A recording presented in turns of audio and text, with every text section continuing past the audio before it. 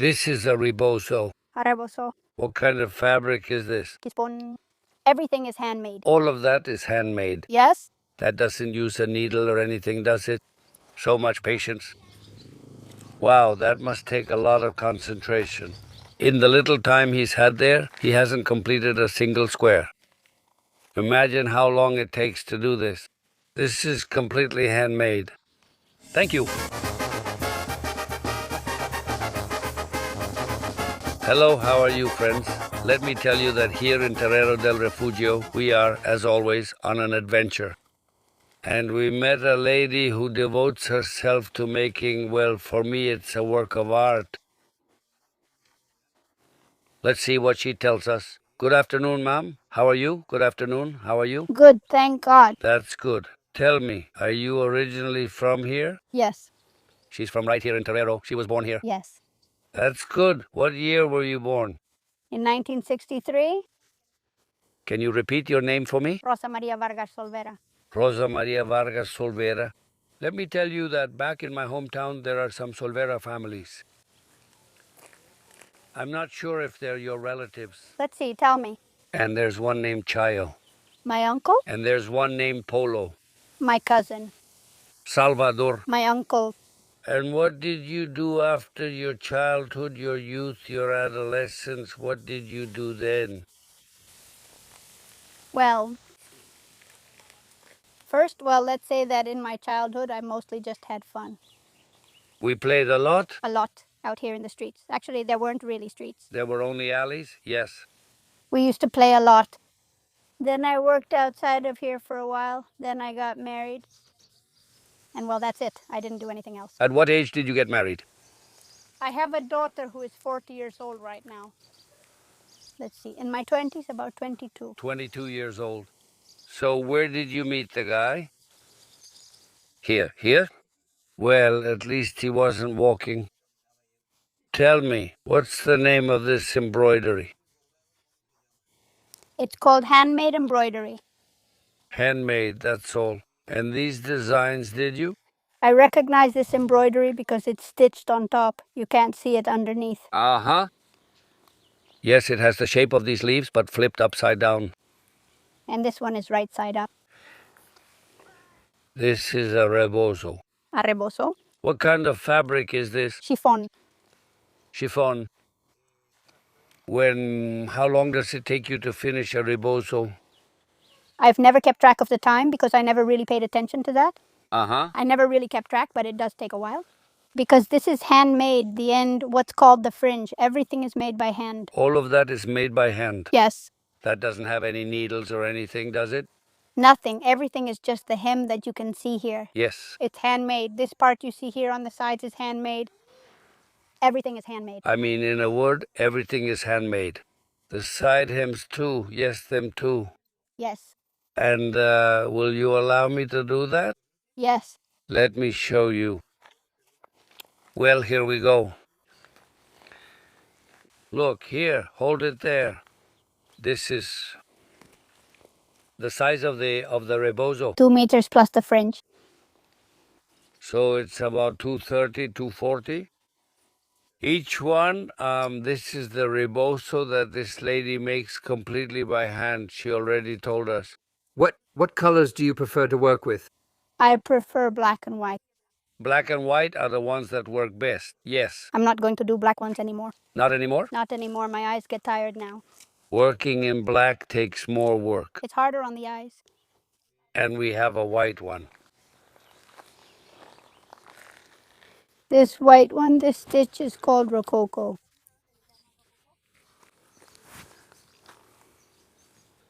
Just look how tiny, how beautiful it is.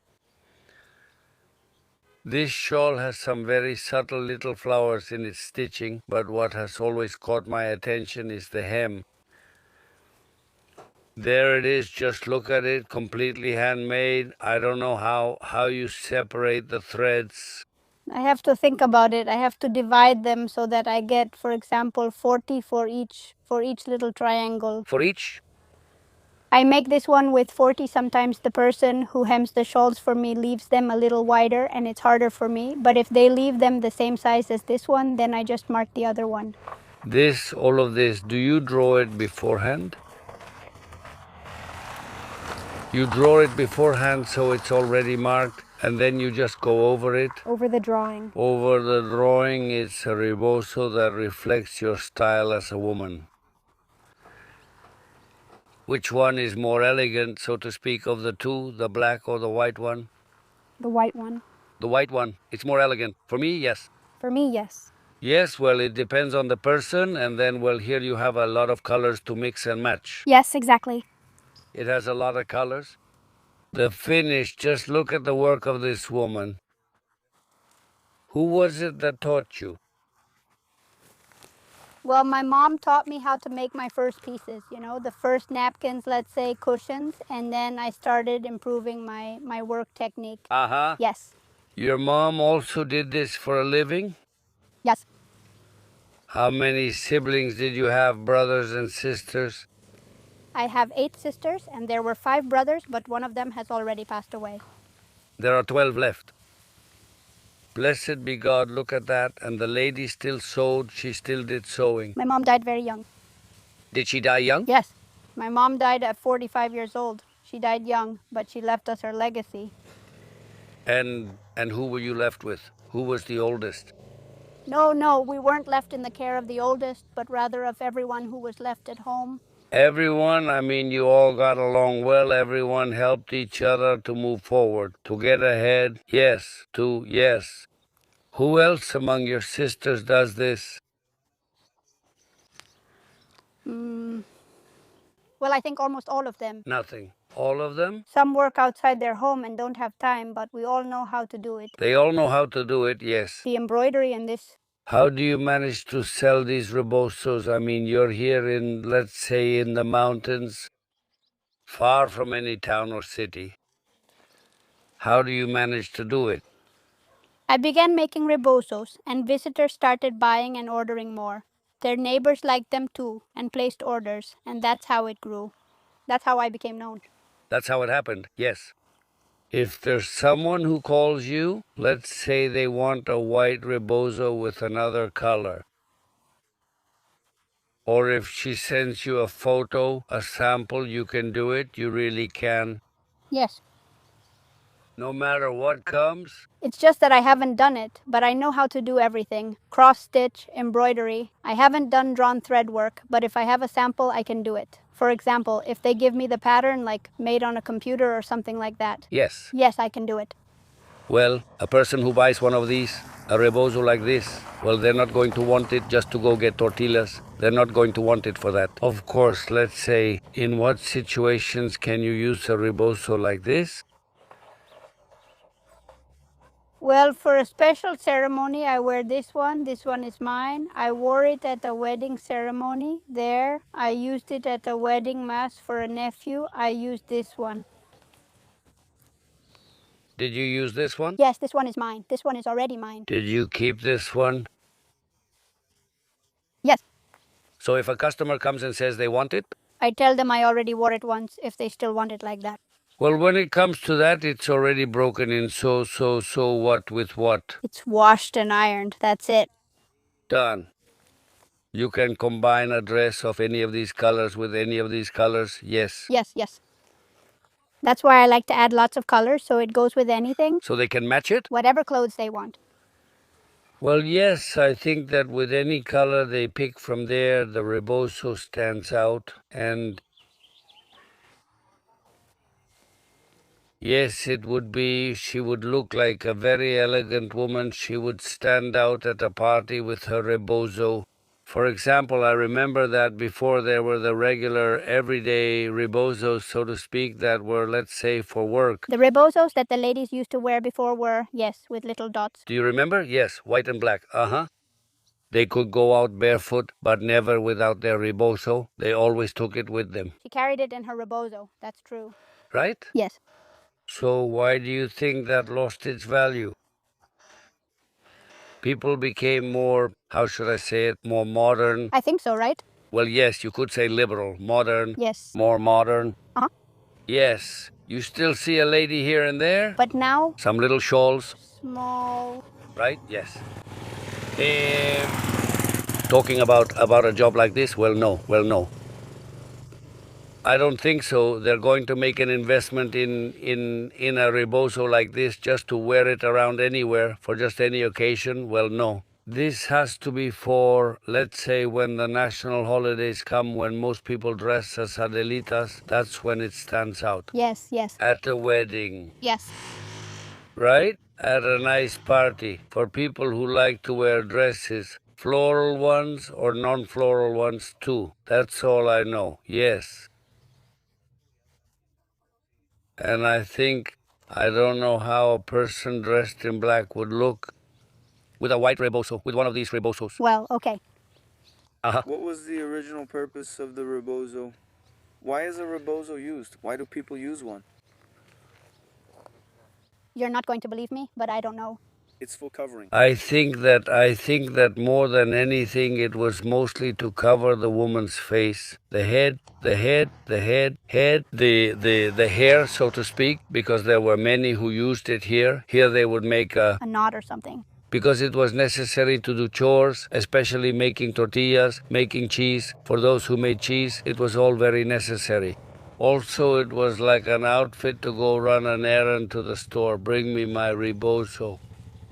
That's right. They would cover themselves. There were women who, to a certain extent, I repeat, wanted to cover themselves. They don't go out without their rebozo. No. Then some smaller ones came along, right? Yes. Yes. I remember they used to talk a lot about the Rebozos from Santa Maria. Supposedly back then, those were the ones the grand ladies used to wear, right? Huh? They could afford to buy them, yes, especially. Those who couldn't, well, then later came what? The headscarf? Yes, that too. That's where they showed that it was actually to cover the hair, right? The hair. Right now, this is a luxury. Yes. And even more so with this job. Even more so with work like this, because honestly, I never get tired of admiring this rebozo. I'm just going to show you this part, just this part. Make sure you get a good look at it, because later on, well, I mean, the reverse side is very simple. And look at this, thank you. Also the delicacy with which he works it through the fabric. I didn't get anything wrong here. It's not harsh to say grasses. Plastics. No. It looks like there's some dried leaves. A lady asked me if it was paint. I sent a photo to a lady and she asked if I painted the rebozo. I told her it's by Papo. No, forget it. Forget about that. First of all, this isn't a factory. Honesty depends on where they're made, up to a certain point, right? Because we know that technology is very advanced right now. Do me a favor, you're wearing black and white, but you could wear this black one. It looks like you're about to go into church because your daughter just got married. Let's say the last one you had left, you're all teary-eyed, all heartbroken because she's leaving you. And do you want me to put it on you? How should I put it on, starting from my head? However you want. No, in a way you could show it off at a party. They used to put them on women's heads when they gave birth, right? The entire postpartum recovery period? Yes, just imagine that you're going to show it off. There is the lady. I would wear this blue rebozo to a party. What's up? Check out how it continues here. And this one falls because the fabric is very thin, How does the embroidery continue from there to here? Hold on, wait a second, ma'am. Now I'm wearing blue. Which side is the right side on this one? How did you grab it? I turned it back with this hand. Yes, let's see. Here I go. With that movement, the lady wrapped herself in the rebozo. Then she grabs it. And she does this to it, right? Yes. Here, we're going to here, but doing it.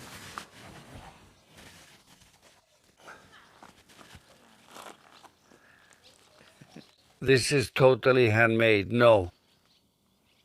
Let me tell you something. Yes. And you have a phone number where they can call you. Turn that way. Speak loudly. Go ahead and give it to us. 495, 900, 220, 2095. Again. 495, 900, 220, 95. Volteazo, 2095. Turned over, turned over, turned over.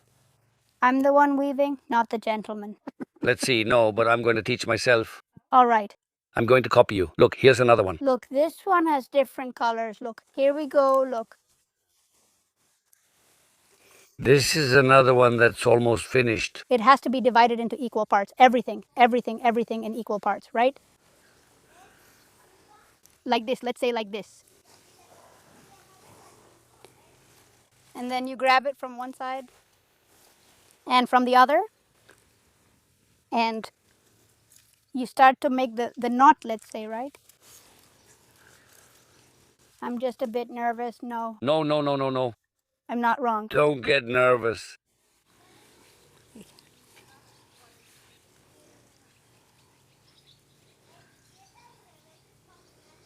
No, that's why people ruin their eyesight with this. Well, listen. Just think of it like when there were lice, you know, and our mothers would pick them out for us. They would go through strand by strand.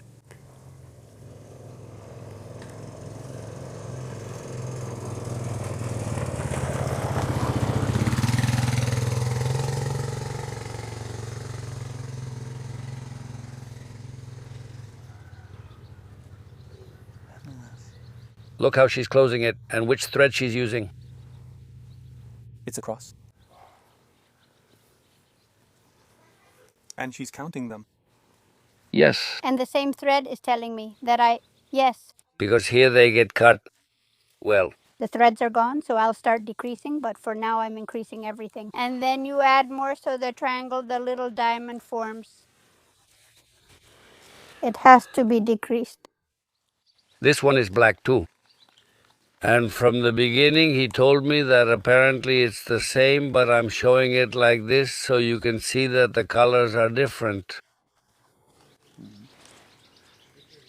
Right? All the colors are different.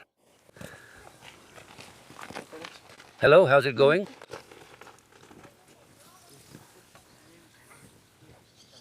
What patience. Wow, that must take a lot of concentration. So that no one distracts her and the stitch doesn't come out wrong. We've already shown you how this lady works. This is done with one needle or with 5 or 6. I don't know if she has one thread for each, a needle for each thread depending on the colors.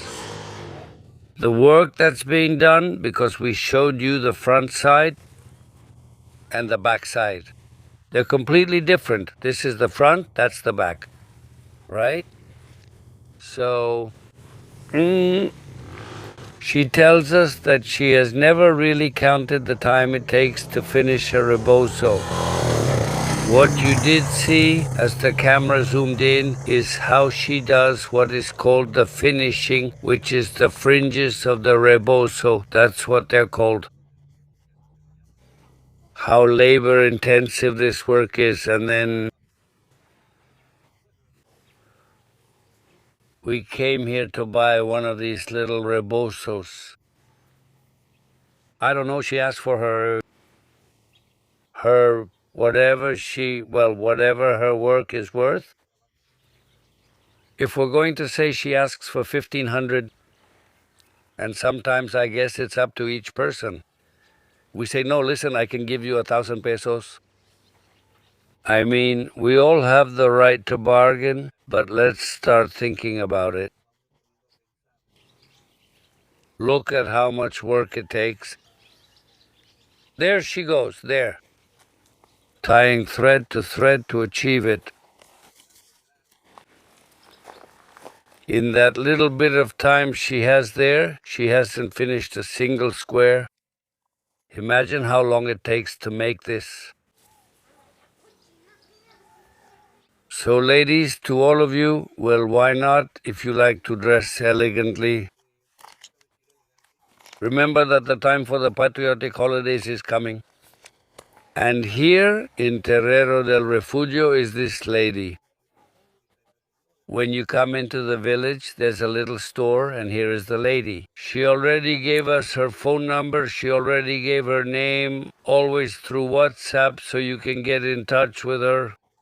Besides all these shawls, what else can she make? God, undoubtedly napkins, and what else? Blouses? I also embroider blouses. Blouses, the kind with open work here. No, from the embroidery itself. Also, with the white one, I do the same. I put it here on the blouses and can do it. Also a blouse, but for a blouse the person has to come so you can take their measurements or just estimate. The blouse by kilos or by meters? No, blouses already. Whoever wants embroidery brings items to me. The measurement? They already bring it made. Then it's up to you. But the blouse is already made. You can embroider it. They can bring me the fabric, I do it, and later someone else makes it for them. Attention, Charo friends, listen up. There are many Charos I've seen. And well, I also like to dress as a Charo. So, for those of you who like to show off an embroidered shirt sometimes, right? Here is the lady. What would you like her to draw for you? A little horse's head? What would you like her to draw for you? I don't know, some flowers? A pattern, a border, well, nothing else. The lady already said it. We have to print it. You bring it to her and she takes care of the rest. Let me tell you something, ma'am. I want to thank you for the time you've given us. I'm going to leave this for you, yes, and I'll leave it there for you, and then I'll come back for a rebozo. It's like a down payment. Not really. That's right. It's just a little support we offer you for showing us what you know how to do. And well, you are admired for it. Thank you. Her patience and the fact that she still remembers because she can tell us when she made her first napkin. How old was she? 6, 7 years old. 6, 7 years old. From then on until now, the lady says it very clearly. She works whenever she can because she's also a mother and a wife. And a homemaker, too. Homemaker.